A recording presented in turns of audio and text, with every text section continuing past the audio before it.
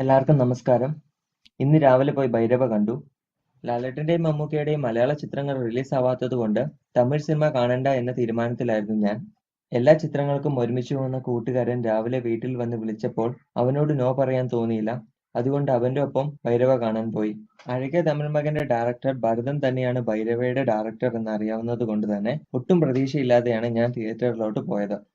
ചിത്രം നല്ലതാണോ ചീത്തയാണോ എന്ന് പറയാൻ പറ്റാത്ത ഒരവസ്ഥയിലാണ് ഞാൻ. ഇപ്പോൾ പലയിടത്തും നടക്കുന്ന സാമൂഹിക പ്രതിബദ്ധതയുള്ള കാര്യങ്ങൾ ഒരു നല്ല തിരക്കഥയിലൂടെ പറയാൻ ഭരതന് സാധിച്ചെങ്കിലും അത് നന്നായി അവതരിപ്പിക്കാൻ ഭരതന് സാധിച്ചില്ല. ചിത്രത്തിന്റെ കഥയുടെ തീം, വിജയുടെ പെർഫോമൻസ്, കീർത്തി സുരേഷിന്റെ പെർഫോമൻസ്, മികച്ച കോമഡി രംഗങ്ങൾ, ആക്ഷൻ രംഗങ്ങൾ, പഞ്ച് ഡയലോഗുകൾ, ബാക്ക്ഗ്രൗണ്ട് സ്കോർ ഇതെല്ലാം ചിത്രത്തിന്റെ നല്ല പോസിറ്റീവുകൾ തന്നെയാണ്. പക്ഷേ ചിത്രത്തിന്റെ മേക്കിംഗ് പലയിടത്തും പതറിപ്പോയി.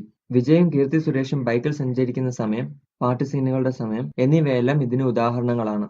വിജയിൽ എല്ലാവർക്കും ഇഷ്ടപ്പെടുന്ന ഒന്നാണ് ഡാൻസ്. എന്നാൽ ഈ ചിത്രത്തിൽ വിജയനെ ചലഞ്ച് ചെയ്യുന്ന ഒരു ഡാൻസ് സ്റ്റെപ്പ് പോലും കാണാൻ കഴിഞ്ഞില്ല.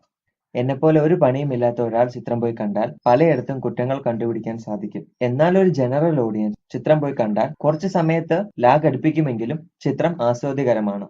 കുറെ ആളുകളുടെ കുറെ നാളത്തെ കഷ്ടപ്പാട് കേവലം സംഖ്യയിൽ ഒതുക്കാൻ ആഗ്രഹിക്കുന്നില്ല. അതുകൊണ്ട് തന്നെ റേറ്റിംഗ് ഇടുന്നില്ല.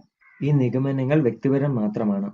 നിങ്ങളുടെ വ്യക്തിപരമായ അഭിപ്രായങ്ങൾ കമന്റിൽ രേഖപ്പെടുത്തുക. കൂടുതൽ റിവ്യൂസിനും സിനിമാ വാർത്തകൾക്കുമായി ഈ ചാനൽ സബ്സ്ക്രൈബ് ചെയ്യുക. ഈ വീഡിയോ ഇഷ്ടപ്പെട്ടവർ ലൈക്കും ഷെയറും ചെയ്യുക. നന്ദി.